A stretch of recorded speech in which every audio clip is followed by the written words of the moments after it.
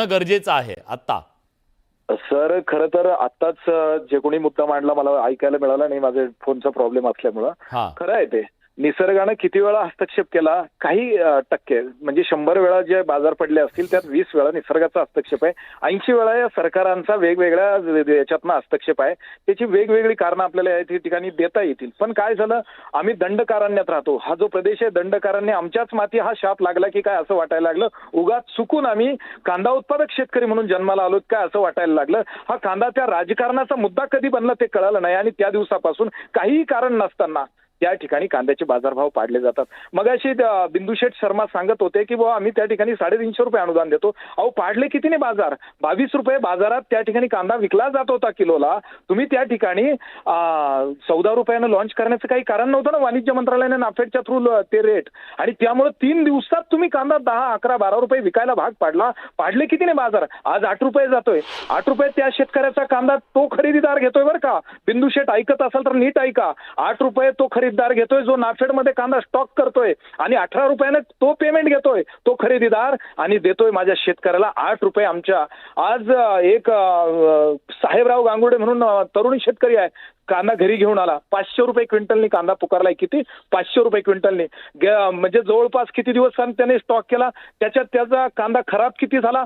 500 रुपये क्विंटलनी जर त्याचा कांदा पुकारला गेला असेल तर त्याचा खराब झालेला कांदा आणि जर प्रमाण धरलं तर फक्त 2.5 रुपये किलोनं कांदा जातोय. कुठं न्यायचा हा न्याय? कोणी त्याला न्याय द्यायचा? या सगळ्या परिस्थितीमध्ये आज जी कर्जमाफीची मागणी होती ना, का होती माहितीये का? 25 रुपयानं कांदा गेला तर तो कर्ज फेडू शकेल आणि 2 पैसे खिशात राहू शकेल. 2.5 रुपयानं गेला तर किती कर्ज त्याच्यावर होईल येतंय हे तुम्हाला लक्षात येतंय का? बिंदुशेठ हस्तक्षेप करू नका, जगू द्या शेतकऱ्याला. तुमच्या हस्तक्षेपमुळं या ठिकाणी अशा पद्धतीनं कांदा जातो. आणि हे जयकुमार रावल साहेबांनी त्या ठिकाणी कबूल केलंय ना की हस्तक्षेप वाढला नाफेड NCCFचा, आम्ही थेट कांदा बाजारात खरेदी करायला भाग पडू हे केंद्राला आम्ही CM साहेबांनी आणि जयकुमार रावल साहेबांनी सांगितलं असल्याचं सेशनमध्ये कबूल केलेलं आहे. तरी सुद्धा जर केंद्र सरकार ऐकत नसेल तर निश्चित याच्यात फार मोठं गौरबंगाल आहे. कांदा खरेदीची चौकशी व्हावी म्हणून विश्वासराव मोरे नावाच्या शेतकऱ्यानं हायकोर्टात पिटिशन दाखल केलेलं आहे. ते पिटिशन दाखल केल्यानंतर सगळे खडबडून जागले आणि एका इमानदार नाफेडच्या ऑफिसरला सस्पेंड केलं आणि बाकीचं सगळं नाफेडचं दप्तर गुंडाळून नाशिकला नेलं. कारण शेतकरी त्या दप्तर ऑफिसमध्ये जाऊन प्रश्न विचारत होते. माझा प्रश्न या निमित्तानं आहे, आमच्याकडं तुम्ही जे पत्रव्यवहार करता एकतर ते तुम्ही इंग्रजीत करता, शेतकऱ्याला ते समजत नाही. डोकाच्या नावाखाली काही नियम आमच्या बोकांडी लादता. नाफेड जे आमच्यासाठी काम करायचं पूर्ववत करा. थेट बाजारात त्याला खरेदी करायला भाग पाडा आणि त्याच वेळेस भाग पाडा ज्या वेळेस शेतकऱ्याची मागणी असेल. अगदी बरोबर, अगदी बरोबर. बिंदुशेठ आता राज्यातल्या शेतकऱ्यांना दिलासा देण्याच्यासाठी सरकार नेमकं काय करणार आहे अगदी थोडक्यात?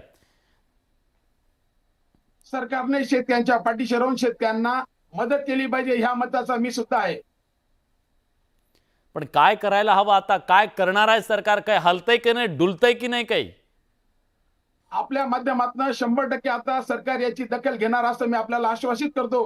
कारण आपण जी वाचा फोडलेली त्या वाचेमध्ये आमचं सरकार सुद्धा पाहत असेल आणि लवकर याच्यावर सकारात्मक निर्णय घेतील आमचे राज्याचे मुख्यमंत्री आणि केंद्रातले फडणवीस साहेब आणि नरेंद्र मोदी साहेब. कारण हा केंद्राचा राज्याचा विषय.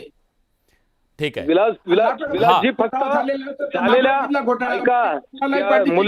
मूल्य स्थिरीकरण निधीच्या अंतर्गत जो त्या ठिकाणी पैसा ओतला गेलाय त्या पैशाची सुद्धा त्या ठिकाणी चौकशी जर झाली नाही तर रक्त लागलेले लबाड लांडगे शेतकऱ्याच्या गळा घोटायला निघालेले त्यांना थांबवणं अशक्य होऊन जाईल. म्हणून तुमच्या माध्यमातून मी ही विनंती करतो, हायकोर्टात शेतकऱ्याला पिटिशन दाखल करावं लागलं. संविधानिक घोटाळा या नावानं ते पिटिशन दाखल आहे, त्याच्याकडेही मी तुमचं लक्ष वेधतो. नक्की. आणि जे घोटाळेबाज शोषण करत असतील तिकडे सरकारचं, इकडे शेतकऱ्यांचं, त्या घोटाळेबाजांवर सुद्धा कारवाई होणं गरजेचं आहे. राज्यातल्या लाखो शेतकऱ्यांचे डोळे आज सरकारकडे लागलेले आहेत कारण शेतकरी संकटात सापडलेला आहे आणि या संकटात सापडलेल्या शेतकऱ्याला कशा प्रकारे मदतीचा हात दिला जातोय पाहणं महत्त्वाचं आहे. न्यूज अतिशय महत्त्वाचं आहे. बिंदुशेठ, शेतकऱ्याचं जेव्हा 2 पैसे मिळायची वेळ आली तेव्हा तुम्ही 2-2 हजार रुपयानं नुकसान केलं त्यांचं आणि द्यायची वेळ आली की 200 ठिकऱ्या त्यांच्या हातावर ठेवायच्या. हा कुठला न्याय आहे? तर हे सरकार शेतकऱ्यांच्या पाठीशी याचं ज्वलंत उदाहरण आहे की ज्या वेळेला खतांच्या किमती असतील, युरियाच्या किमती असतील, कुठल्याही किमती न वाढवता स्थिर भाव दिलेले आहेत. आणि याच्या आधी जे सरकार होतं त्यांनी बिंदुशेठ 2014ला सांगा 2014ला सांगा कांद्याचे भाव किती होते, खताचे भाव किती होते, बियाण्याचे भाव किती होते आणि बाकी सगळा खर्च किती होता सांगा. आज होऊन जाऊ द्या ना सगळं. सांगा ना. तुम्ही भाव वाढू दिले नाहीत म्हणतायत. शेतकरी आहे तिथं 2 शेतकरी सांगतील. मी सुद्धा माहिती काढून आलोय किती भाव होते आणि काय होते. आज सर्वात जास्त महत्वाची गोष्ट आहे की 90 मध्ये ज्या वेळेला शरद पवार मुख्यमंत्री होते त्यावेळेला त्यांनी 100 रुपये प्रति क्विंटल कांद्याला भाव दिला होता आणि त्यांनी अनुदान दिलं होतं. आपल्या सरकारने 350 रुपये प्रति क्विंटल अनुदान दिलेलं आहे. आणि नाफेडचा जो विषय घेतलेला आहे त्यावेळेला फार्मर प्रोड्युसर कंपन्या मागच्या वर्षी काम करत होत्या. शेतकऱ्यांची मागणी होती की फार्मर प्रोड्युसर कंपन्यांनी घोटाळा केलेला आहे, नुकसान केलेलं आहे.